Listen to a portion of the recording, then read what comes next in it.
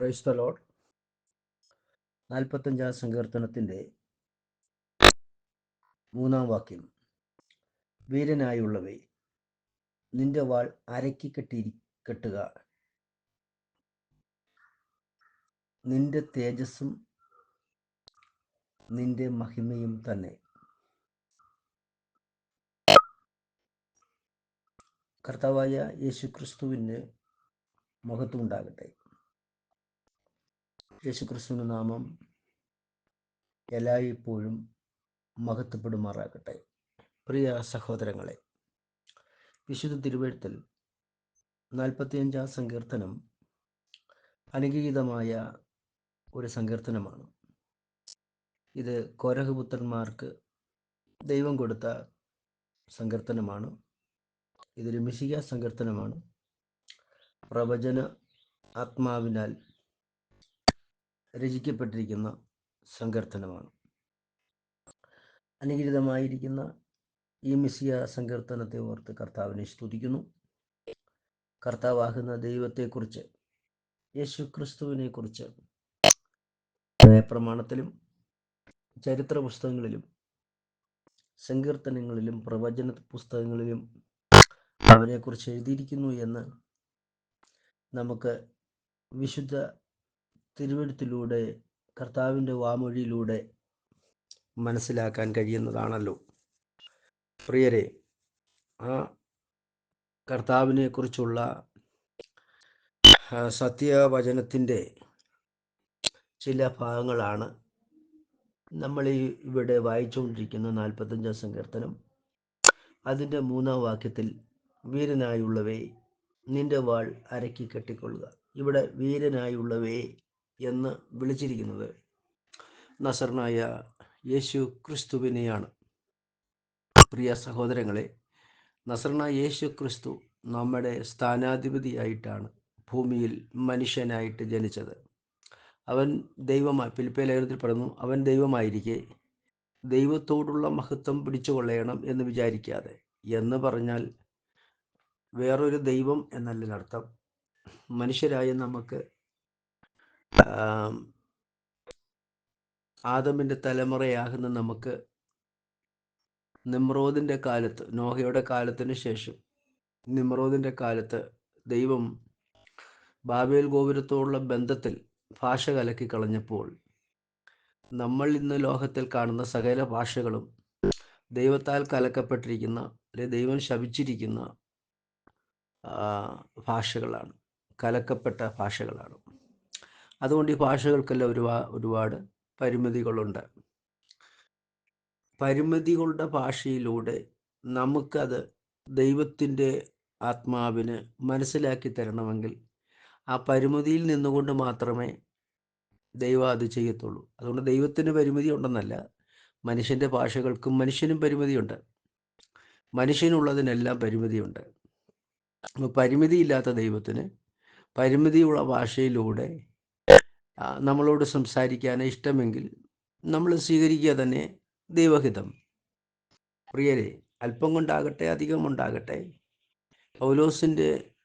പൗലോസിൽ യേശുക്രിസ്തുവിൻ്റെ അഭിപ്രായം അല്പം കൊണ്ടാകട്ടെ അധികം ഉണ്ടാകട്ടെ, ഈ ചങ്ങല ഒഴികെ നിങ്ങളെല്ലാവരും എന്നെ പോലെ യേശുക്രിസ്തുവിൻ്റെ ശിഷ്യനാകണമെന്ന് പൗലോസ് ഒരു പ്രസംഗവേളയിൽ സംസാരിക്കുകയുണ്ടായി. എന്ന് പറഞ്ഞാൽ ദൈവത്തിൻ്റെ ഇഷ്ടമോ മനുഷ്യൻ്റെ ഈ പരിമിതിയിൽ ദൈവത്തെ വാസ്തവമായി സേവിക്കുക എന്നുള്ളതാണ്. മനുഷ്യൻ്റെ പരിമിതി, എത്രത്തോളം മനുഷ്യൻ പരിമിതിയുള്ളവനാണോ എന്ന് മനുഷ്യന് തോന്നുന്നുണ്ടോ, ആ പരിമിതിയിൽ ദൈവത്തെ സേവിക്കുന്നതാണ് ദൈവത്തിന് ഇഷ്ടം. അതാണ് ദൈവം ആഗ്രഹിക്കുന്ന കാര്യം. നമ്മളെല്ലാം അങ്ങ് വിശാലതയിലേക്ക് എല്ലാ തലത്തിലും, നമ്മുടെ വാക്കിലും പ്രവൃത്തിയിലും എല്ലാത്തിലും നമ്മൾ വിശാലത വന്നിട്ട് ദൈവത്തെ സേവിക്കാനല്ല ദൈവം നമ്മെക്കുറിച്ച് ആഗ്രഹിക്കുന്നത്. എല്ലാ തലത്തിലും നമ്മൾ പരിമിതി ഉള്ളവരായി തീർന്നാലും ആ പരിമിതിയിൽ ദൈവത്തെ മഹത്വപ്പെടുത്തുന്നതാണ് ദൈവത്തിനിഷ്ടം. ഹല്ലേലൂയ. കർത്താവാകുന്ന ദൈവവും പുകഴ്ച വച്ചിരിക്കുന്ന ശിശുക്കളുടെ നാവിലാണല്ലോ. ശിശുക്കളുടെ നാവ് എന്ന് ദൈവം ഉദ്ദേശിക്കുന്നത്, നമുക്കറിയാം ശിശുവിന് അറിവ് കുറവാണ്. അറിവ് കുറവുള്ള വ്യക്തി എങ്ങനെയാണോ അറിവില്ലായ്മയുടെ കാര്യങ്ങൾ സംസാരിക്കുന്നത്, അല്ലെങ്കിൽ അവരുടെ വാക്കുകൾ പോലും വളരെ അറിവില്ലായ്മയുടെ വാക്കുകളാണ്. ഇപ്പോൾ ഒരു എക്സാമ്പിൾ, ഒരു 5 വയസ്സുള്ള കുഞ്ഞ് അല്ലെങ്കിൽ 4 വയസ്സുള്ള 3 വയസ്സുള്ള കുഞ്ഞ് സംസാരിക്കുന്നത് പോലെയല്ല 10 വയസ്സുള്ള കുഞ്ഞ് സംസാരിക്കുന്നത്. ഒരു കുഞ്ഞ് എന്നുള്ള ഒരു നിലയിൽ, അതായത് ബാലൻ എന്നുള്ളൊരു നിലയിൽ, ശിശു എന്നൊരു നിലയിലും അറിവ് വളരെ കുറവുള്ളവരാണ്. ഈ അവരുടെ വാക്കിൻ്റെ ചാതുര്യമില്ലായ്മ, ഭംഗിയില്ലായ്മ, തന്നെ ചാതുര്യമില്ലായ്മ, അവരുടെ ഗ്രാമറില്ലായ്മ, അവർ വാക്കുകളെല്ലാം ഒപ്പിച്ചു വെച്ച് സംസാരിക്കുന്ന അവസ്ഥ. അതായത് കർത്താവാകുന്ന ദൈവം നമ്മളെക്കുറിച്ച് ആഗ്രഹിക്കുന്ന ഇതാണ്: നമ്മുടെ പൂർണ്ണമായ അറിവിൽ നമ്മൾ ദൈവത്തിന് മഹത്വം കൊടുക്കുന്നതിനേക്കാൾ നമ്മുടെ അറിവില്ലായ്മയിൽ, നമ്മുടെ പരിമിതിയിൽ, ഏറ്റവും പരിമിതിയിൽ ദൈവത്തിന് നമ്മുടെ ഉള്ള അറിവിൽ മഹത്വം കൊടുക്കുക എന്നുള്ളതാണ് ദൈവം ആഗ്രഹിക്കുന്നത്.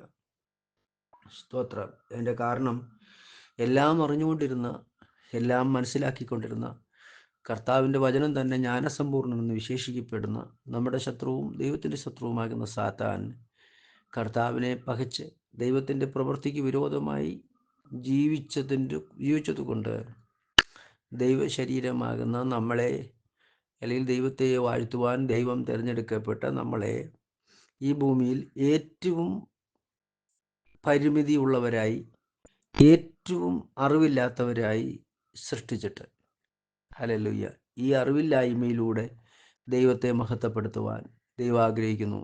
സാത്താൻ്റെ നേരെയുള്ള വെല്ലുവിളിയായിട്ട് എന്ന് പറഞ്ഞാൽ, ദൈവത്തിൻ്റെ മക്കളായ ദൈവസഭ സാത്താനെ പോലെയല്ല എന്ന് അവൻ്റെ മുമ്പിൽ വരച്ചു കാട്ടേണ്ടതിന് ദൈവം എല്ലാം ജ്ഞാനത്തോടെ ചെയ്തുകൊണ്ടിരിക്കുന്നു. പ്രിയരെ, അപ്പോൾ ഇവിടെ വീരനായുള്ളവയെ നിന്റെ വാൾ അരക്കി കെട്ടിക്കൊള്ളുക എന്നുകൊണ്ട് വിളിച്ചിരിക്കുന്നത് യേശുക്രിസ്തുവിനെയാണ്. യേശുക്രിസ്തു ദൈവസഭയുടെ സ്ഥാനാധിപതിയാണ്. അപ്പം ദൈവസഭ, യേശുക്രിസ്തുവിൻ്റെ സ്ഥാനം ദൈവം യേശുക്രിസ്തു മുഖാന്തരം ദൈവസഭയ്ക്ക് ട്രാൻസ്ഫർ ചെയ്താൽ, ഇവിടെ ചെയ്യുന്ന എപ്പോഴാണ്? നമ്മൾ മാനസാന്തരപ്പെട്ട് യേശുക്രിസ്തുവിൻ്റെ നാമത്തിൽ സ്നാനപ്പെടുമ്പോൾ ക്രൂശുമരണം നമ്മുടെ പേരിൽ കണക്കിടുന്നു. അപ്പോൾ ആ യേശുക്രിസ്തുവിൻ്റെ സ്ഥാനവും കൂടെ ഈ ഭൂമിയിൽ വെച്ച് യേശുക്രിസ്തു മുഖാന്തരം ദൈവം നമ്മളിലേക്ക് ട്രാൻസ്ഫർ ആക്കുന്നു. അങ്ങനെയെങ്കിൽ ഇവിടെ വീരനായുള്ളവയെ എന്ന് വിളിച്ചിരിക്കുന്നത് യേശുക്രിസ്തുവിൽ ദൈവസഭയാണ്. അപ്പം ദൈവസഭയെക്കുറിച്ച് ദൈവം വിളിക്കുന്ന പേരാണ് വീരനായുള്ളവേ, നിന്റെ വാൾ അരക്കി കെട്ടുകൊള്ളുക. നമ്മുടെ വാൾ എന്ന് പറഞ്ഞാൽ വചനം. എവിടെ കെട്ടണം? അരക്കി കെട്ടണം എന്ന് പറഞ്ഞാൽ ഉറച്ചിരിക്കണം, അഴിഞ്ഞു പോകാൻ പാടില്ല. അര ബലപ്പെട്ടിരുന്നാൽ മാത്രമേ നമുക്ക് ഏത് കാര്യവും ചെയ്യാൻ പറ്റത്തുള്ളൂ. നമ്മുടെ അരയിലുള്ള അരക്കെട്ട്, അത് ബെൽറ്റിട്ട് മുറുക്കി തുണി കൊണ്ട് നന്നായി കെട്ടിവെച്ചില്ല എങ്കിൽ നമുക്കത് എപ്പോഴും അഴിഞ്ഞു പോകും. അഴിഞ്ഞു പോയി കഴിഞ്ഞാൽ നമ്മൾ ഉദ്ദേശിക്കുന്ന കാര്യങ്ങൾ വേഗത്തിൽ ചെയ്തു തീർക്കാനും നമ്മുടെ വർക്ക് നിശ്ചയിക്കപ്പെട്ട സമയത്ത് പൂർത്തീകരിക്കാനും പറ്റത്തില്ല. അത് ഭൗമിക കാര്യം. ആത്മീയമാണെങ്കിലും യേശുക്രിസ്തുവിൽ ദൈവവചനം എന്ന വാൾ നമ്മളുടെ അരയ്ക്ക് കെട്ടിക്കൊള്ളണം. നെഹമ്യാവിൻ്റെ കാലത്ത് നെഹമ്യാവ് മതിൽ പണിയുമ്പോൾ നെഹമ്യാവിൻ്റെ ആജ്ഞ അനുസരിച്ച് അവർ വാള് അരയ്ക്ക് കെട്ടിയിരുന്നു. ശത്രുക്കളിൽ നിന്ന് ജയം നേടേണ്ടതിന് അവർ ദിനാചാരങ്ങൾ ചെയ്യുമ്പോഴും അവരുടെ അരയ്ക്ക് വാൾ കെട്ടിയിരുന്നു എന്ന് നമ്മൾ തിരുവെഴുത്തിൽ വായിക്കുന്നു. അങ്ങനെയെങ്കിൽ ദൈവത്തിൻ്റെ ഹിതപ്രകാരം ഒരു ദൈവ പൈതൽ, യേശുക്രിസ്തുവിൻ്റെ നാമത്തിൽ വേർപെട്ടൊരു ദൈവ പൈതൽ എപ്പോഴും അരയ്ക്ക് വാൾ കെട്ടിക്കൊള്ളണമെന്ന് ദൈവം ആഗ്രഹിക്കുന്നു. ഹല്ലേലൂയ. അതായത് സമയത്തിനും അസമയത്തിനും യേശുക്രിസ്തുവിൻ്റെ നാമമഹത്വത്തിനു വേണ്ടി സംസാരിപ്പാൻ ഏതൊരു ദൈവവേദലും സന്നദ്ധനായിരിക്കണം, ഉറപ്പുള്ളവനായിരിക്കണം.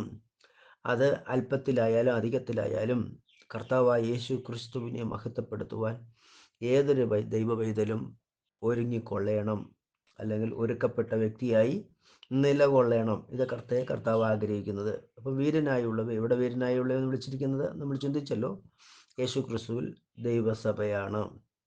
ആ ദൈവസഭയ്ക്ക് ദൈവം എന്ത് കൊടുത്തിരിക്കുന്നു? വാൾ കൊടുത്തിരിക്കുന്നു. ഏത് വാൾ? വചനമെന്ന വാൾ. ഹല്ലേലൂയ. എബ്രായലേഖന കർത്താവിൻ്റെ അഭിപ്രായ പ്രകാരം, അതായത് യേശുക്രിസ്തു എബ്രായലേഖനം എഴുതിയ ദൈവത്തിൻ്റെ അഭിഷേകത്തിലൂടെ സംസാരിച്ചതനുസരിച്ച്, ഹല്ലേലൂയ, ദൈവത്തിൻ്റെ വചനം ജീവനും ചൈതന്യവും ഉള്ളതായി എന്ന് നമ്മൾ കഴിഞ്ഞ ദിവസം ചിന്തിച്ചതാണ്. ജീവനും ചൈതന്യവും ഉള്ളതായി എന്ന് പറഞ്ഞാൽ നമ്മൾ ചിന്തിച്ചതുപോലെ തന്നെ ആദ്യ മനുഷ്യൻ്റെ പാപനിമിത്തം, സ്തോത്രം, ജീവനുള്ള ദൈവത്തിൻ്റെ വചനം, ഹല്ലേലൂയ, ജീവനും ചൈതന്യവും ഇല്ലാതായിപ്പോയി. ഹല്ലേലൂയ. അതെങ്ങനെയാണ് സംഭവിച്ചത്? ദൈവത്തിൻ്റെ വചനം ഈ ഭൂമിയിൽ മനുഷ്യനായി തീരുവാൻ പദ്ധതിയിട്ടപ്പോൾ അത് ദൈവത്തിൻ്റെ വചനമാണത് ചെയ്തത്. ആ വചനം, ദൈവത്തിൻ്റെ വചനമാകുന്ന ദൈവം. അപ്പം യോഹന്നാന്റെ സുവിശേഷം 1-ാം അധ്യായത്തിലും ലൂക്കോസിൻ്റെ സുവിശേഷവും കൂടെ നമ്മൾ ചേർന്ന് 1-ാം അധ്യായം പഠിക്കുമ്പോൾ, ദൈവത്തിൻ്റെ ആത്മാവാകുന്ന ദൈവവചനം, ആമേൻ, മറിയത്തിൻ്റെ ഗർഭപാത്രത്തിൽ മനുഷ്യനായി തീർന്നു. ഒരു മനുഷ്യ ശരീരം സ്വീകരിച്ചു. ആ ശരീരം വേഷത്തിലും സദൃശ്യത്തിലും മനുഷ്യ ശരീരം സ്വീകരിച്ചു. ഈ മനുഷ്യ ശരീരമാണ് പുത്രൻ, അഥവാ ദൈവവചനം ആയ പരിശുദ്ധാത്മാവ് ഭൂമിയിൽ പിശാചിൻ്റെ പ്രവൃത്തികളെ അഴിപ്പേണ്ടതിന് ഒരു പദവി സ്വീകരിച്ചു. ആ പദവിയാണ് പുത്രൻ. ആദ്യ മനുഷ്യനും ദൈവത്തിൻ്റെ പുത്രൻ ആയിരുന്നു, ആ പദവിയിലുള്ളവനായിരുന്നു. പുത്രൻ പാപം ചെയ്തു, അർത്ഥാൽ, ആമേൻ, ദൈവവചനം ജീവനും ചൈതന്യവും നഷ്ടപ്പെട്ടുപോയി. ഹല്ലേലൂയ.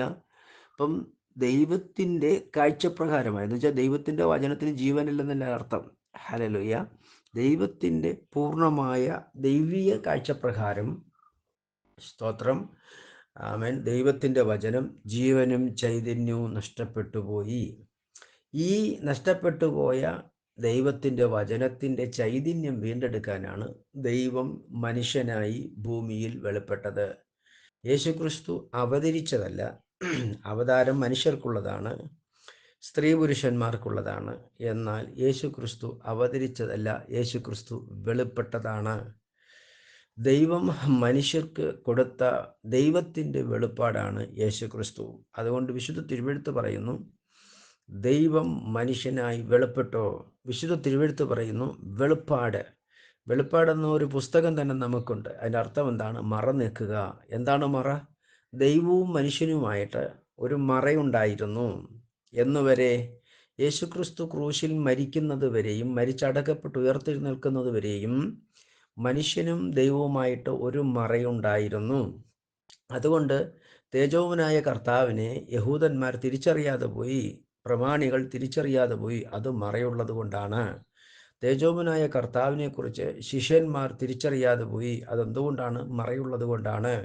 ഈ മറയുള്ളത് കൊണ്ടാണ് യേശുക്രിസ്തു ഉയർത്തെഴുന്നേറ്റ് ശിഷ്യന്മാരുടെ നടുവിൽ നിൽക്കുമ്പോൾ ദിമതിയോസ് എന്ന് വിളിക്കപ്പെടുന്ന തോമസ്, നമ്മുടെ നാട്ടിൽ വന്ന തോമാചായൻ, ആ കൂട്ടത്തിലില്ലായിരുന്നു.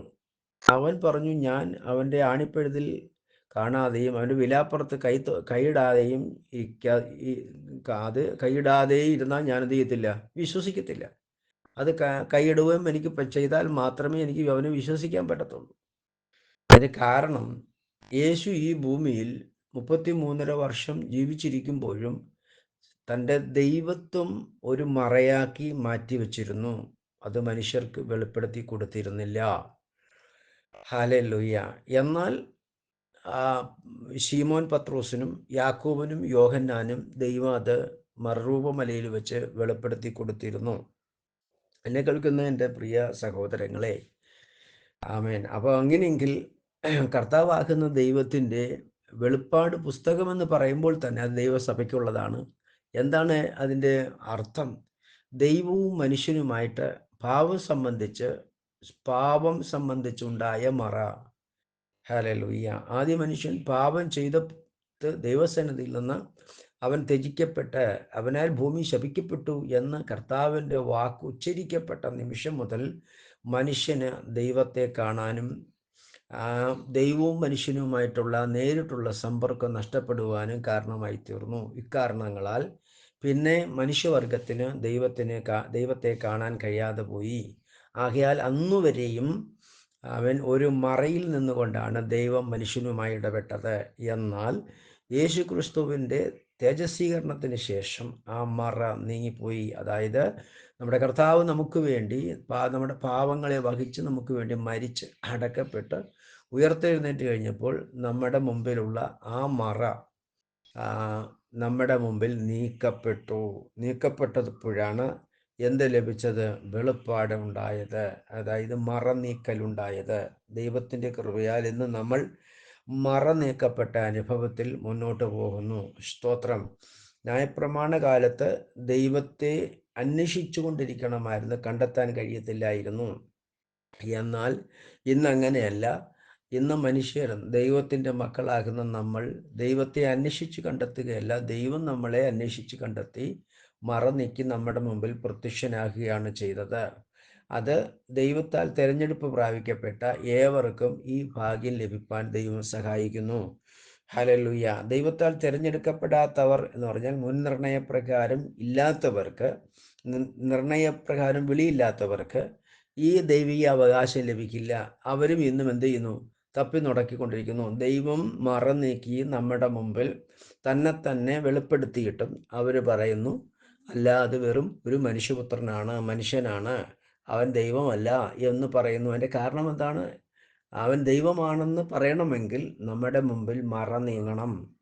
യേശുക്രിസ്തു നമ്മളുമായിട്ടുള്ള മറ നീങ്ങപ്പെട്ടാൽ മാത്രമേ യേശുക്രിസ്തുവുള്ള ദൈവത്വം നമുക്ക് വെളിപ്പെട്ട് കിട്ടുകയുള്ളൂ. അതുകൊണ്ട് തന്നെ കേൾക്കുന്ന എൻ്റെ പ്രിയ സഹോദരങ്ങളെ, സ്തോത്രം, കർത്താവാകുന്ന ദൈവത്തിൻ്റെ വചനം ആമേൻ ജീവനും ചൈതന്യമുള്ളതായി തീരാൻ തുടങ്ങിയത് എപ്പോഴാണ്?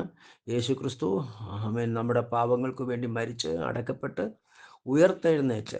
ഹല്ലേലൂയ. ആമേൻ. ആ നിമിഷം മുതൽ കർത്താവിൻ്റെ വചനത്തിന് പഴയ ആ ജീവൻ്റെയും ചൈതന്യത്തിൻ്റെയും ആ പൂർണ്ണതയിലേക്ക് കടന്നു വരുവാനിടയായി തീർന്നു. ഹല്ലേലൂയ. അതായത് ആദ്യ മനുഷ്യൻ പാപം ചെയ്യുന്നതിന് മുമ്പ് എപ്രകാരം ദൈവത്തിൻ്റെ വചനം ജീവനും ചൈതന്യവും ഉള്ളതായിരുന്നോ അതേ അനുഭവങ്ങളിലേക്ക് ദൈവത്തിന് കടന്നു വരുവാൻ കഴിഞ്ഞു. ആകയാൽ ആ അനുഭവം വന്നു എന്നുള്ളതിന് തെളിവാണ് പെന്തക്കോസ്ത് നാൾ മുതൽ ദൈവം മനുഷ്യ ഹൃദയത്തിൽ ജനനം ആരംഭിച്ചത്. ഹല്ലേലൂയ. എന്തിനാണ് ദൈവം മനുഷ്യ ഹൃദയത്തിൽ ജനിക്കുന്നത്? ദൈവം മനുഷ്യനായി ജനിക്കുന്നതിൻ്റെ ഏക ലക്ഷ്യം പിശാചിൻ്റെ പ്രവൃത്തികളെ അഴിക്കുക. ഹല്ലേലൂയ. മനുഷ്യപുത്രൻ ഭൂമിയിൽ മനുഷ്യനായി വെളിപ്പെട്ടത് തന്നെ എന്തിനാണ്? പിശാചിൻ്റെ പ്രവൃത്തികളെ അഴിപ്പാനാണ്. ഇതെപ്പോഴാണ് ആരംഭിച്ചത്? കാൽവറി ക്രൂശിൽ യേശുവിൻ്റെ ജനനം മുതൽ കാൽവറി ക്രൂശ് വരെയും യേശുക്രിസ്തുവിൻ്റെ ഉയർപ്പ് മുതൽ എന്ന് പറയുമ്പോൾ കർത്താവാകുന്ന യേശുവിൻ്റെ കാൽവറി ക്രൂശും മരിച്ച് അടക്കപ്പെട്ട് ഉയർത്തെഴുന്നേറ്റ്, ഇത്ര വരെയാണ് ഒന്നാം പീരീഡ്. രണ്ടാമത്തെ പീരീഡ് ആരംഭിച്ച് പെന്തക്കോസ്ത് നാൾ മുതൽ തുടർന്നുകൊണ്ടിരിക്കുന്നു. അല്ലല്ലോ, പെന്തക്കോസ്ത് നാൾ മുതൽ എന്ത് സംഭവിക്കുന്നു? ഈ തേജസ്വീകരിക്കപ്പെട്ട കർത്താവായ ദൈവം വിശ്വസിക്കുന്നവരുടെ ഹൃദയത്തിൽ ദൈവവചനം അനുസരിക്കും. വിശ്വസത്താലും അനുസരണത്താലും, സ്തോത്രം, പ്രവൃത്തിയാലല്ല നീതീകരണം ദൈവം നമുക്ക് വച്ചിരിക്കുന്നത്, വിശ്വാസത്താലും അനുസരണത്താലുമാണ്. എന്നും പ്രവൃത്തി അന്വേഷിക്കുന്നവൻ തകർന്നു പോകുമ്പോൾ ദൈവത്തിൻ്റെ ഹിതപ്രകാരം വിശ്വസിച്ചുകൊണ്ട് ദൈവത്തെ അനുസരിക്കുന്നവർ നിത്യജീവനിലേക്ക് പ്രവേശിക്കുന്നു. ഹല്ലേലൂയ. എന്താണ് നിത്യജീവനിലേക്ക് പ്രവേശിക്കാനുള്ള ആധാരം? വിശ്വസിച്ച് ദൈവത്തെ അനുസരിക്കുമ്പോൾ, അതായത് യേശുവിനെ കർത്താവും രക്ഷിതാവുമായി ഹൃദയത്തിൽ വിശ്വസിച്ച് വായ് കൊണ്ട് ഏറ്റു പറയുമ്പോൾ, ആമേൻ, യേശുവിനെ കർത്താവ് എന്ന് ഏറ്റു പറയും. യേശു ആരാണെന്നാണ് പറയുന്നത്? കർത്താവ്. കർത്താവ് ആരാണ്? യഹോവ. അപ്പോൾ യേശു ക്രിസ്തു തന്നെയാണ് യഹോവയെന്ന് വായ് കൊണ്ട് ഏറ്റു പറയുമ്പോഴാണ് രക്ഷിക്കപ്പെടുന്നത്. അല്ലാതെ യേശു ക്രിസ്തു വേറൊരു വ്യക്തിയും യഹോവ വേറൊരു വ്യക്തിയാണെന്ന് വിശ്വസിച്ച് നടക്കുന്നവന് രക്ഷ വരുമെന്ന് ബൈബിൾ പറയുന്നില്ല. ബൈബിൾ പറയുന്നത് എന്താണ്? റോമാലേഖനം 10:9 യേശുവിനെ കർത്താവെന്ന് വായ് കൊണ്ട് ഏറ്റു പറയുക. അപ്പം അതിൻ്റെ അർത്ഥം എന്താണ്? യേശു ക്രിസ്തു തന്നെയാണ് യഹോവ എന്ന് വായ് കൊണ്ട് ഏറ്റു പറയുമ്പോഴാണ് നമുക്ക് എന്താ ഉണ്ടാകുന്ന? രക്ഷയുടെ ഒന്നാം ഘട്ടം, വിശ്വാസ ജീവിതത്തിൻ്റെ ഒന്നാം ഘട്ടം. അപ്പോൾ ആദ്യം വിശ്വസിക്കുക, പിന്നെ അനുസരിക്കുക. ഏറ്റുപറയുക എന്ന് പറഞ്ഞാൽ അർത്ഥം എന്താ? അനുസരിക്കുക. ആദ്യം എന്താ വേണ്ടത്? ഇതെല്ലാം സംഭവിക്കാൻ ആദ്യം വിശ്വാസമാണ്. ആദ്യം വിശ്വാസം ഇത് ആർക്കാ വരുന്നത്? കർത്താവിൻ്റെ തെരഞ്ഞെടുപ്പ് പ്രാപിച്ചവർക്ക് മാത്രമേ വിശ്വാസം വരികയുള്ളൂ. അപ്പം വിശ്വസിക്കുന്ന തെരഞ്ഞെടുപ്പ് പ്രാപിച്ച് ദൈവം ഹൃദയത്തിൽ ഇടപെട്ട് ദൈവത്തിൻ്റെ വചനമായ ആത്മാവ് ഹൃദയത്തിൽ മാറ്റം, വിശ്വാസത്തിൻ്റെ ചലനങ്ങൾ ഉണ്ടാക്കി വിശ്വാസം ഹൃദയത്തിൽ ഉരുത്തിരിഞ്ഞ് ജനിപ്പിച്ച് ആദ്യം സംഭവിക്കുന്ന എന്താണ്? വിശ്വാസത്തെ ജനിപ്പിക്കുക. ദൈവം നമ്മുടെ ക്രൂശിൻ്റെ വചനം കേൾക്കുമ്പോൾ നമ്മുടെ ഹൃദയത്തിൽ വിശ്വാസത്തെ ജനിപ്പിക്കുന്നു. ഹല്ലേലൂയ. വിശ്വാസത്തെ ഹൃദയത്തിൽ ജനിപ്പിച്ചിട്ട് ആ വിശ്വാസം ഹൃദയത്തിൽ ജനിച്ചു കഴിയുമ്പോൾ നമുക്ക് പാപബോധവും കുറ്റബോധവും ഉണ്ടാകുന്നു. നമ്മൾ പാപങ്ങളെല്ലാം യേശുവിനോട് ഏറ്റുപറയുന്നു, കുറ്റങ്ങൾ സമ്മതിക്കുന്നു. എന്നിട്ട് യേശുവിനെ നമ്മുടെ രക്ഷിതാവും കർത്താവുമായി സ്വീകരിക്കുന്നു. യേശുവിനെ കർത്താവും രക്ഷിതാവുമായി സ്വീകരിക്കുക എന്ന വാക്കിൻ്റെ അർത്ഥം എന്താണ്? യേശു തന്നെയാണ് യഹോവ എന്നാണ് ഈ കർത്താവ് എന്ന് ഏറ്റുപറയുന്ന അർത്ഥം. യേശുവിനെ കർത്താവ് എന്ന് ഏറ്റുപറയുമ്പോൾ എന്താ സംഭവിക്കുന്നത്? യേശു തന്നെയാണ് യഹോവ, യഹോവ തന്നെയാണ് യേശു. ഈ അവസ്ഥ, അത് ആ കാര്യം മനസ്സിലാക്കി യേശുവിനെ കർത്താവെന്ന് ഏറ്റുപറയുകയാണ്. ഹല്ലേലൂയ. അപ്പോൾ യേശുവിനെ കർത്താവെന്ന് ഏറ്റുപറയാത്തിടത്തോളം കാലം, യേശു ക്രിസ്തു തന്നെയാണ് യഹോവ എന്ന് ഏറ്റുപറയാത്തിടത്തോളം കാലം ആ മനുഷ്യൻ മരണത്തിലിരിക്കുകയാണ്. മനുഷ്യന് ജീവിക്കാൻ കഴിയുന്നില്ല. ജീവൻ ഉണ്ടാക്കണമെങ്കിൽ ഒന്നാമത്തെ സ്റ്റെപ്പ് ദൈവം നമ്മുടെ ഹൃദയത്തിൽ ക്രൂശിൻ്റെ വചനം കേൾക്കുമ്പോൾ, നമ്മൾ ക്രൂശിൻ്റെ വചനം കേൾക്കുമ്പോൾ കർത്താവിന് തിരുവെഴുത്ത് പറയുന്നത്, തുയത്തിയ പട്ടണത്തിലെ രക്താംബരം വിൽക്കുന്ന ലുദി എന്ന സഹോദരി പൗലോസിൻ്റെ ശുശ്രൂഷ, ദൈവവചന ശുശ്രൂഷ കേൾക്കപ്പെട്ടപ്പോൾ അവൾ വളരെ ശ്രദ്ധിച്ചു. അവൾ ബിസിനസ് ചെയ്തുകൊണ്ടിരിക്കുമ്പോൾ അവൾ ശ്രദ്ധിച്ചപ്പോൾ അവളുടെ ഹൃദയത്തിൽ ദൈവം വിശ്വാസത്തെ ജനിപ്പിച്ചു. ഹല്ലേലൂയ. അപ്പം വിശ്വാസം കേൾവിയാൽ ഉണ്ടാകുന്നത്. കേൾവി എന്ന് വെച്ചാൽ ശ്രദ്ധയാണ്. ദൈവവചനം പ്രസംഗിക്കുമ്പോൾ ശ്രദ്ധിക്കുന്ന ഒരു വ്യക്തിയുടെ ഹൃദയത്തിൽ ആ വചനത്തിലേക്ക് ഏകചിത്തരാകുന്ന വ്യക്തിയുടെ ഹൃദയത്തിൽ ദൈവം എന്ത് ചെയ്യുന്നു? ഫസ്റ്റ് സ്റ്റെപ്പ്, ദൈവം വിശ്വാസത്തെ ജനിപ്പിക്കുന്നു. വിശ്വാസത്തെ ജനിപ്പിക്കുമ്പോൾ ആ വ്യക്തി പാപബോധമുള്ളവരായിത്തീരും. ഞാൻ പാപിയാണെന്ന് ഏറ്റുപറയാൻ കാരണമാകും. പാപബോധമുള്ള വ്യക്തി തൻ്റെ പാപത്തെക്കുറിച്ച് ബോധമുള്ളപ്പോൾ യേശുവിനോട് സമ്മതിക്കുന്നു. കർത്താവേ, ഞാൻ പാപിയാണേ എന്ന് സമ്മതിച്ച് പാപത്തെ ഏറ്റുപറയുന്ന അടുത്ത സ്റ്റെപ്പാണ് റോമാലേഖനം 10:9. എന്താ സംഭവിക്കുന്നത്?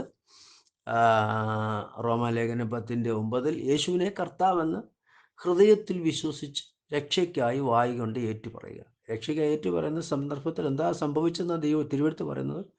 യേശു ക്രിസ്തു തന്നെയാണ് കർത്താവ് എന്ന് ഏറ്റുപറയണം. അത് ആരാ കർത്താവ് എന്ന് പറയുമ്പോൾ ആരാണ്? യഹോവ.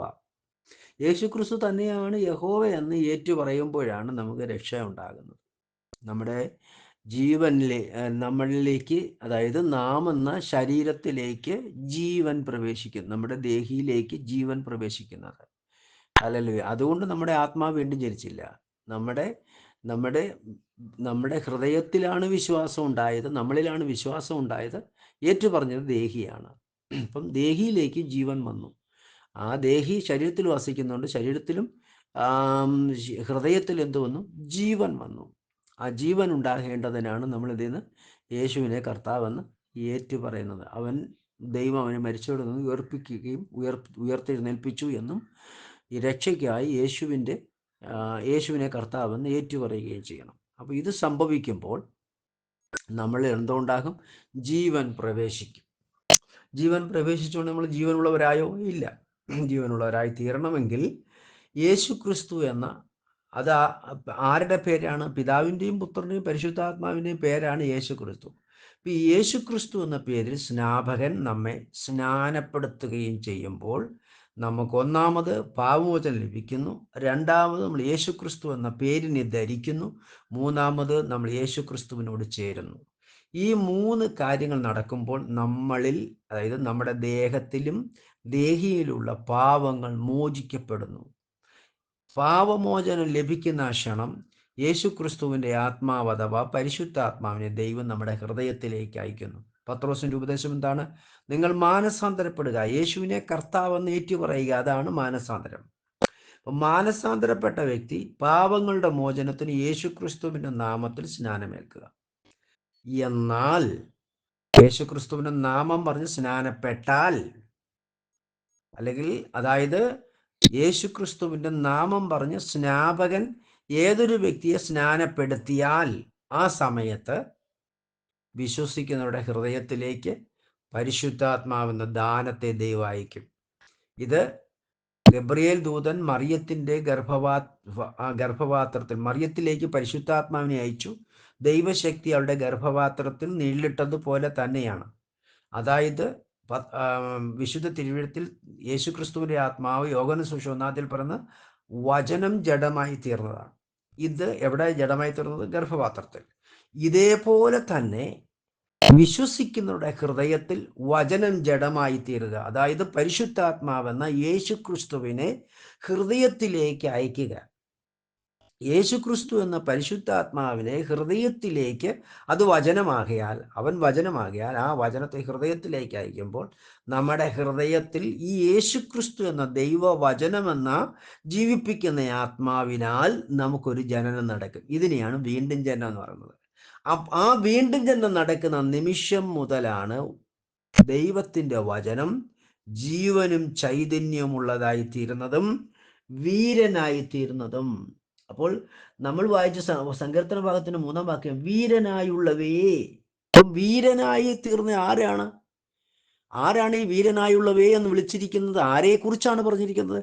ആ ദൈവത്തിൻ്റെ വചനമാകുന്ന യേശുക്രിസ്തുവിൻ്റെ ആത്മാവിനെയാണ് ഈ വീരനായുള്ളവയെ എന്ന് പറയുന്നത്. ഈ വീരനായുള്ളവയെ എന്ന് പറഞ്ഞിരിക്കുന്നതിൻ്റെ പ്രവചന നിവൃത്തി എന്ന് പറഞ്ഞാൽ എന്താണ്? നമ്മൾ വീരനായുള്ളവയായ നസറനായ യേശുക്രിസ്തുവിൻ്റെ ആത്മാവിനാൽ വീണ്ടും ജനിക്കപ്പെടുമ്പോഴാണ് ഈ പ്രവചനം നമ്മിൽ നിവൃത്തിയാകുന്നത്. അങ്ങനെയാണെങ്കിൽ 45-ാം സങ്കീർത്തനം ആരെക്കുറിച്ചുള്ള പ്രവചനമാണ്? യേശുക്രിസ്തുവിൻ്റെ നാമത്തിൽ ഈ ഭൂമിയിൽ വേർപെടുവാനിരിക്കുന്ന സകല വിശുദ്ധന്മാരെ കുറിച്ചുള്ള പ്രവചനമാണ്. ഹല്ലേലൂയ. 45-ാം സങ്കീർത്തനം എന്ന് മാത്രമല്ല, ഉൽപ്പത്തി മുതൽ മലാക്കി വരെയുള്ള പ്രവചനം എന്ന് പറയുന്നത് ആരുടെ എല്ലാ ഹൃദയത്തിൽ യേശുക്രിസ്തുവിൻ്റെ ആത്മാവ് വീണ്ടും ജനിക്കുമോ, എന്ന് പറഞ്ഞാൽ യേശുക്രിസ്തു വീണ്ടും ജനിക്കുമോ അവരെ കുറിച്ച് എഴുതിയിരിക്കുന്ന പുസ്തകമാണ് ഉൽപ്പത്തി മുതൽ മലാക്കി വരെയുള്ള പ്രവചന വാക്കുകളെല്ലാം. കാരണം ഉൽപ്പത്തി മുതൽ മലാക്കി വരെയുള്ള പ്രവചനവാക്യം യേശുക്രിസ്തുവിനെ കുറിച്ച് മുന്നമേ പറഞ്ഞിരിക്കുകയാണ്. യേശുക്രിസ്തുവിനെ കുറിച്ചുള്ള പ്രവചനമാണ്. യേശുക്രിസ്തുവിനെ കുറിച്ചുള്ള ഇതിൻ്റെ എല്ലാ ആകത്തുക, ഉൽപ്പത്തി മുതൽ മലാക്കി വരെയുള്ളതിൻ്റെ ആകത്തുക ഉൽപ്പത്തി 3-ന്റെ 15 മുതൽ ശരിക്കും തുടങ്ങുകയാണ്. 15 മുതൽ ഇങ്ങനെ വരുന്നതെല്ലാം യേശുവിനെ കുറിച്ച് മുന്നമേ പ്രവചിച്ചിരിക്കുന്ന പുസ്തകങ്ങളും പ്രമാണ പുസ്തകത്തിലും പിന്നെയും നമ്മൾ ചരിത്ര പുസ്തകങ്ങൾക്ക് പഠിക്കുമ്പോഴെല്ലാത്തിൻ്റെയും പുറകിൽ അഭിഷിക്തൻ എവിടെല്ലാം എഴുതിയിട്ടുണ്ട്, അതിൻ്റെ എല്ലാം പുറകിൽ യേശുക്രിസ്തുവിനെ കുറിച്ചുള്ള മുന്നുള്ള പ്രഖ്യാപനമാണ്. യേശുക്രിസ്തു നമ്മളിൽ ജനിച്ചു കഴിയുമ്പോൾ, നമ്മൾ യേശുക്രിസ്തുവിൻ്റെ ഭാഗമായി തീരുമ്പോൾ ഈ പ്രവചന നിവൃത്തി, അല്ലെങ്കിൽ ഈ തിരുവെഴുത്ത് നമ്മളിൽ നിവൃത്തിയാക്കുകയാണ്. ഹല്ലേലൂയ. അങ്ങനെ നിവൃത്തിയാകുന്നത് എപ്പോഴാണ്? നമ്മൾ മാനസാന്തരപ്പെട്ട് പാവങ്ങളുടെ മോചനത്തിൽ യേശുക്രിസ്തുവിൻ്റെ നാമത്തിൽ സ്നാനപ്പെടുന്ന ആ നിമിഷത്തിലാണ്. ഹല്ലേലൂയ. യേശുക്രിസ്തുവിൻ്റെ നാമത്തിൽ സ്നാനപ്പെടാത്ത ഒരു വ്യക്തിയിലും യേശുക്രിസ്തു എന്ന ആത്മാവ് ഹൃദയത്തിൽ ജനിക്കില്ല.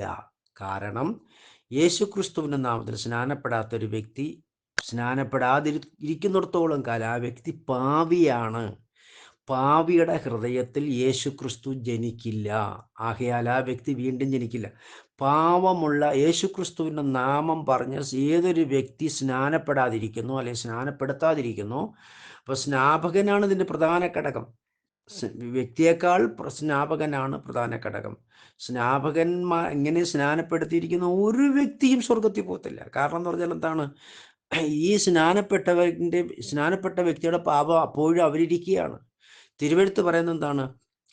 ദുഷ്ടൻ തൻ്റെ ദുഷ്ടത വിട്ടുപിരിഞ്ഞു മാനസാന്തരപ്പെട്ടില്ല എങ്കിൽ അവൻ്റെ പാപം കണക്കിടണം. അപ്പം നീതിമാനാകുന്ന നീ നിന്റെ നീതിപ്രവൃത്തി നിമിത്തം അവൻ്റെ പാപത്തെക്കുറിച്ച് നീ അവന് ബോധ്യം വരുത്തണം.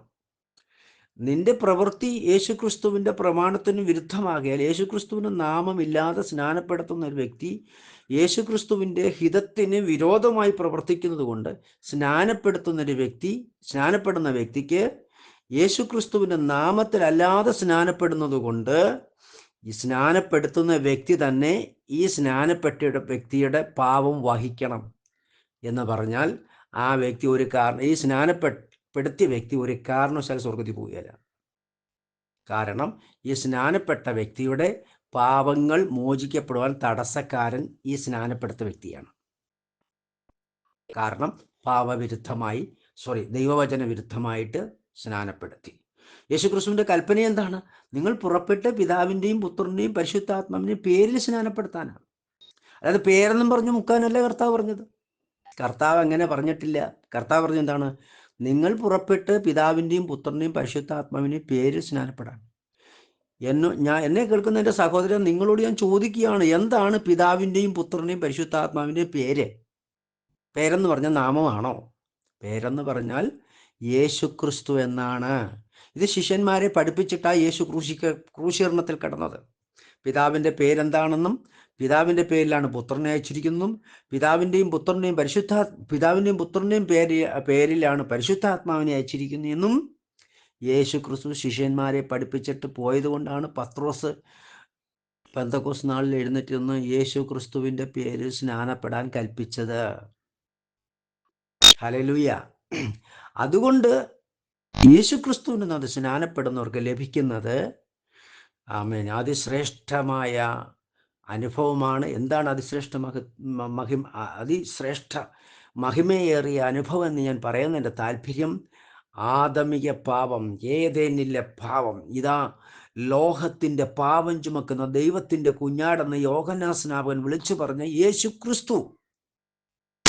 അപ്പൊ ഈ യേശു ക്രിസ്തുവിൻ്റെ പേരിലുള്ള സ്നാനം മുഖാന്തരം അവന് പാപമോചനം ലഭിക്കുന്നു. അവൻ ക്രൂശുമരണത്തിന് പങ്കാളിത്തം വഹിക്കുന്നു. അവൻ യേശു ക്രിസ്തുവിനോട് ചേരുന്നു. യേശു ക്രിസ്തു എന്ന പേരിനെ ധരിക്കുന്നു. ആ കാരണത്താൽ അവൻ വിശുദ്ധനാകത്തീരുന്നു. ദേഹവും ദേഹിയാണ് വിശുദ്ധീകരിക്കുന്നത്. അല്ലാതെ ഈ ദേഹവും ദേഹി മാത്രമേ വിശുദ്ധീകരിക്കപ്പെടുന്നുള്ളൂ. ദേഹവും ദേഹിയും വിശുദ്ധീകരിക്കപ്പെട്ട് കഴിയുമ്പോഴാണ് പരിശുദ്ധാത്മാവ് ആ വ്യക്തിയിലേക്ക് അയക്കപ്പെടുന്നത്. പിന്നാണ് ആ വ്യക്തിയുടെ ആത്മാവ് വീണ്ടും ജനിക്കുന്നത്. അപ്പൊ യേശു ക്രിസ്തുവിൻ്റെ നാമത്തിൽ സ്നാനപ്പെടാത്ത ഒരു വ്യക്തിയിലും പരിശുദ്ധാത്മാവ് അഥവാ ആത്മാവ് ജനിച്ചിട്ടില്ല. വീണ്ടും ജന്മം പ്രാപിക്കാത്ത ഒരു വ്യക്തിയും സ്വർഗത്തിൻ്റെ കവാടം കടക്കില്ല. ഞാൻ യേശു ക്രിസ്തുവിൻ്റെ നാമത്തിൽ നിങ്ങളോട് പ്രബോധിപ്പിക്കുന്നത്, എൻ്റെ പ്രിയ സഹോദരങ്ങളെ, യേശു ക്രിസ്തുവിൻ്റെ നാമത്തിൽ സ്നാനപ്പെടാത്ത ഒരു വ്യക്തിക്ക് വീണ്ടും ജനനം നടക്കത്തില്ല. വീണ്ടും ജനനം പ്രാപിക്കാത്ത ഒരു വ്യക്തി സ്വർഗത്തിൽ കടക്കില്ല. എന്നെ കേൾക്കാനിരിക്കുന്ന നിങ്ങളെല്ലാവരും സ്വർഗരാജ്യത്തിൽ വരണമെന്ന് ദൈവം ആഗ്രഹിക്കുന്നു, ഞാനും ആഗ്രഹിക്കുന്നു. അതുകൊണ്ട് എന്നെ കേൾക്കുന്ന സഹോദരങ്ങളെ, നിങ്ങൾ യേശു ക്രിസ്തുവിൻ്റെ പേരിനെ ഒഴിച്ചു വെച്ച്, സ്നാനത്തോടുള്ള ബന്ധത്തിൽ യേശു ക്രിസ്തുവിൻ്റെ പേരിനെ ഒഴിച്ചു വെച്ച് സ്വർഗരാജ്യത്തിലേക്ക് പ്രവേശിക്കാമെന്ന് നിങ്ങളോട് ആരാലോചന പറഞ്ഞാൽ അത് സാത്താൻ്റെ ആലോചനയാണ്. നിങ്ങൾ അത് സ്വീകരിക്കരുത്. നിങ്ങൾ ഇന്നുവരെയും യേശു ക്രിസ്തുവിൻ്റെ പേരിൽ സ്നാനപ്പെട്ടിട്ടില്ലെങ്കിൽ വേഗത്തിൽ യേശു ക്രിസ്തുവിൻ്റെ പേര് പറഞ്ഞ് സ്നാനപ്പെടുത്തുന്ന ഒരു സ്നാപകൻ്റെ അരികിൽ ചെന്ന്, അവൻ അഭിഷക്തനും അവൻ യേശു ക്രിസ്തു സ്നാനപ്പെട്ടവനുമാണെങ്കിൽ നിങ്ങൾ അവൻ്റെ അരികിൽ ചെന്ന് കാര്യം പറഞ്ഞ് യേശു ക്രിസ്തുവിന് സ്നാനപ്പെടാൻ ശ്രമിച്ചു കൊള്ളണം. ഇല്ല എങ്കിൽ എൻ്റെ പ്രിയ സഹോദരങ്ങളെ, നിങ്ങൾ ആരും കർത്താവാകുന്ന യേശു വരുമ്പോൾ റാപ്ചർ പ്രാപിക്കുകയില്ല, സ്വർഗത്തിൽ പോവുകയില്ല. വിശുദ്ധനായ ദൈവത്തിൻ്റെ ദാസനും ഞങ്ങളുടെ സഹോദരനുമായ പൗലോസ് യേശു ക്രിസ്തുവിനത് സ്നാനപ്പെട്ടവനാണ്. തെസ്സലോനിക്കയിലുള്ള എല്ലാ വിശുദ്ധന്മാരും, അതായത് 1-ാം നൂറ്റാണ്ടിൽ യേശു ക്രിസ്തുവിൻ്റെ നാമത്തിലുള്ള സ്നാനമേ ഉണ്ടായിരുന്നുള്ളൂ. ആകയാൽ തെസ്സലോനിയിലുള്ള വിശ്വാസികളെല്ലാം യേശു ക്രിസ്തുവിനകത്ത് സ്നാനപ്പെട്ടതാണ്. ആകയാൽ 4:16 ആ പ്രവചനം നിവർത്തിയാക്കുന്നത് യേശു ക്രിസ്തുവിൻ്റെ നാമത്തിൽ സ്നാനപ്പെട്ടവർക്ക് മാത്രമേ ആ പ്രവചനം നിവർത്തിയാകത്തുള്ളൂ. അല്ലാത്തവർക്ക് ആർക്കും ആ പ്രവചനം സംബന്ധിച്ച് ഒന്നും സംഭവിക്കില്ല. നിങ്ങളിനി എത്ര പ്രസംഗിച്ചാലും വാനോളം പൂഴ്ത്തിക്കൊണ്ട് നടന്നാലും, എൻ്റെ കേൾക്കുന്ന എൻ്റെ സഹോദരങ്ങളെ, നിങ്ങളെല്ലാവരും യേശു ക്രിസ്തുവിൻ്റെ സന്നിധിയിൽ റാപ്ചർ പ്രാപിക്കണം ഞാൻ ആഗ്രഹിക്കുന്നു. പക്ഷേ ഇത് ആർക്കുള്ളതാണ്, ആർക്ക് എഴുതിയതാണ്, ആരെഴുതിയതാണ്? പൗലോസ് എന്ന് ദൈവദാസൻ എഴുതിയതാണ്. അവൻ യേശു ക്രിസ്തു സ്നാനപ്പെട്ടവന് യേശു ക്രിസ്തു അത് സ്നാനപ്പെട്ട വിശുദ്ധന്മാർക്ക് എഴുതിയതാണ്. അപ്പൊ യേശു ക്രിസ്തുവിന് അത് സ്നാനപ്പെടാത്തവർ ഇത് വിശ്വസിച്ചതുകൊണ്ട് എന്തെങ്കിലും ഫലം ഉണ്ടാവുമോ? ജാതികൾ പറയാറുള്ള നിന്റെ വിശ്വാസം നിന്നെ രക്ഷിക്കട്ടെ എന്ന് പറഞ്ഞ വല്ല കാര്യം ഉണ്ടാവും? യേശു ക്രിസ്തുവിലുള്ള വിശ്വാസമേ രക്ഷിക്കുകയുള്ളൂ. അല്ലാതെ വെറുതെ വിശ്വാസം നിന്നെ രക്ഷിക്കട്ടെ എന്ന് പറഞ്ഞാൽ വല്ല നടക്കുമോ? ഒന്നും നടക്കുകയില്ല. തിരിച്ച് യേശു ക്രിസ്തുവിൽ വിശ്വസിക്കുന്ന ഒരു വ്യക്തിക്ക് അവിടെ അത്ഭുതം നടക്കും. യേശു ക്രിസ്തുവിൽ വിശ്വസിച്ച രക്തസ്രവമുള്ള വ്യക്തിക്ക്, സഹോദരിക്ക് അത്ഭുതം നടന്നു. യേശു ക്രിസ്തുവിൽ വിശ്വസിച്ച് വ്യർത്ഥമായി നിലവിളിച്ചു, അവർക്ക് അവിടെ അത്ഭുതം നടന്നു. യേശു ക്രിസ്തുവിലുള്ള വിശ്വാസമേ, യേശു ക്രിസ്തു എന്ന പേരിൽ ആശ്രയിക്കുന്ന ഒരു വ്യക്തിക്ക് മാത്രമേ വിടുതലുള്ളൂ, അത്ഭുതമുള്ളൂ. യേശു ക്രിസ്തു എന്ന പേര് ദൈവത്തിന് ഏറ്റവും പ്രധാനപ്പെട്ടതാണ്. ദൈവം പാപത്തെ അഴിക്കുവാൻ വെറുതെ വന്ന് അഴിച്ചല്ല, യേശു ക്രിസ്തു എന്ന പേരിലൂടെയാണ് പാപത്തെ അഴിച്ചുകൊണ്ടിരിക്കുന്നതും. യേശു ക്രിസ്തു എന്ന പേര് കൂടാതെ താങ്കൾ വീരനായുള്ളവയുടെ അവയവമാകില്ല. അവളുടെ അവയവമാകാത്തിടത്തോളം വീരനായവനാണ് യേശു ക്രിസ്തു. യേശു ക്രിസ്തുവിൻ്റെ അവയവമാവാത്ത ഒരു വ്യക്തിക്ക് ഒരിക്കലും, ആ വ്യക്തിയിൽ ഒരിക്കലും ജീവന്റെ വചനമാക്കുന്ന വാള് ലഭിക്കില്ല. ഹല്ലേലൂയ. മാത്രമല്ല, വചനമെന്ന വാള് ഹൃദയത്തിൽ വസിച്ചാൽ മാത്രമേ വചനത്തിൻ്റെ പ്രവൃത്തി, പിശാചിൻ്റെ പ്രവർത്തികളെ അഴിക്കാൻ പറ്റത്തുള്ളൂ. സഹോദര, ഏദേനിൽ ആദ്യ മനുഷ്യനെയും സ്ത്രീയെയും പിശാചിൻ്റെ വചനത്താലാണ് ബന്ധിച്ചത്, ആത്മാവിലാണ് ബന്ധിച്ചത്. ഹല്ലേലൂയ. പിശാചിൻ്റെ വചനമെന്ന് ആത്മാവിലാണ് ബന്ധിച്ചത്. ആകയാൽ ആ പ്രവൃത്തി അഴിക്കണമെങ്കിൽ യേശു ക്രിസ്തു എന്ന വചനത്താലും യേശു ക്രിസ്തു എന്ന ആത്മാവിൻ്റെ പ്രവൃത്തിയാലും മാത്രമേ നടക്കുകയുള്ളൂ. അതുകൊണ്ട് ദൈവമിട്ടിരിക്കുന്ന അടിസ്ഥാനത്തിൽ വരണം. യേശു ക്രിസ്തു എന്ന് ഇട്ടിരിക്കുന്ന അടിസ്ഥാനമല്ലാതെ മറ്റൊന്നിടുവാൻ ആർക്കും കഴിയില്ലെന്ന് വിശുദ്ധ പൗലോസ് കൊരിന്ത്യർ ലേഖനം 3:10 എഴുതിയിരിക്കുന്നു. ആകയാൽ പ്രിയരെ, യേശു ക്രിസ്തു എന്ന അടിസ്ഥാനം കൂടാതെ നിങ്ങൾ എന്ത് ചെയ്താലും നിങ്ങളുടെ പ്രവൃത്തി നിഷ്ക്രിയമാണ്. നിങ്ങൾ മണലിന്മേൽ വീട് പണിയുന്ന വ്യക്തിയാണ്. നിങ്ങൾ തകർന്നു പോവുക തന്നെ ചെയ്യും. എന്നെ കേൾക്കുന്ന സഹോദരങ്ങളെ, നിങ്ങൾ ആരും തകർന്നു പോകണമെന്ന് കർത്താവിന് ആഗ്രഹമില്ല. ആകയാൽ വീരനായുള്ളവേ എന്ന യേശു ക്രിസ്തു മുഖാന്തരം ദൈവം ആരെ വിളിച്ചിരിക്കുന്നു, ആ വിളിയുടെ അർഹതയുള്ളവരായി, യോഗ്യരായി ജീവനുള്ള ദൈവത്തിൻ്റെ ചൈതന്യം പ്രാപിച്ച വാൾ അരക്കി കെട്ടിക്കൊണ്ട് വിശുദ്ധ ജീവൻ നയിപ്പാൻ സർവശക്തൻ നിങ്ങളെ സഹായിക്കേണ്ടതിന് കർത്താവിൻ്റെ സന്നിധിയിൽ നിഷ്കളങ്കായി കർത്താവിൻ്റെ പാദപീഠത്തിൽ ഇരിക്കുക. സർവശക്തൻ നിങ്ങളെ അതിനായി ഒരുക്കട്ടെ, ബലപ്പെടുത്തട്ടെ എന്ന് ഞാൻ പറഞ്ഞുകൊണ്ട് എൻ്റെ വാക്കുകൾ നിർത്തുന്നു. എൻ്റെ പ്രിയ സഹോദരങ്ങളെ, ഒരു വാക്ക് പ്രാർത്ഥിക്കട്ടെ. മഹാദൈവമേ, പരിശുദ്ധ പിതാവേ, വലിയൊരു സമയത്തിനായി സ്തോത്രം. ഈ കേട്ടിട്ട വചനം ആർക്കും ശിക്ഷയ്ക്കും ന്യായവിധിക്കും കാരണമാകരുതേ, ഇത് നിത്യജീവന് കാരണമാകേണ്ടതിന് പിതാവേ, അവിടുന്ന് യേശു ക്രിസ്തു മുഖാന്തരം ആഗ്രഹിച്ചു കൊള്ളണമേ എന്ന് അപേക്ഷിക്കുന്നു. പിതാവെ, കേൾക്കുന്ന ആരും നഷ്ടപ്പെട്ടു പോകരുതേ. കേൾക്കുന്നവരെല്ലാവരും നിത്യജീവൻ പ്രാപിക്കേണ്ടതിന് ദൈവം അവരെ ഹൃദയത്തെ തുറന്ന് സത്യവചനം അവരെ ഹൃദയത്തിന്മേൽ എഴുതി അവർ മനുഷ്യനെ അല്ല, സമൂഹത്തെ ആരെയും ഭയപ്പെടാതെ യേശു ക്രിസ്തുവിനെ അനുസരിക്കുന്നവരായി തീരുവാൻ കൃപ ചെയ്യണമേ. എന്നാൽ ഭീരുക്കൾ, അവിശ്വാസികൾ, അർക്കപ്പെട്ടവർ, ഇങ്ങനെ വെളിപ്പാട് ദിവസം 21:8 പറഞ്ഞിരിക്കുന്ന ഒരു യോഗ്യത എൻ്റെ വാക്കുകൾക്ക് ആർക്കും ഉണ്ടാകരുതേ എന്ന് അടിയൻ അപേക്ഷിക്കുന്നു പിതാവേ. കർത്താവ് പ്രാർത്ഥനയുടെ സ്തോത്രം. യേശു ക്രിസ്തുവിൻ്റെ നാമത്തിൽ പരിശുദ്ധ പിതാവേ, ആമേൻ.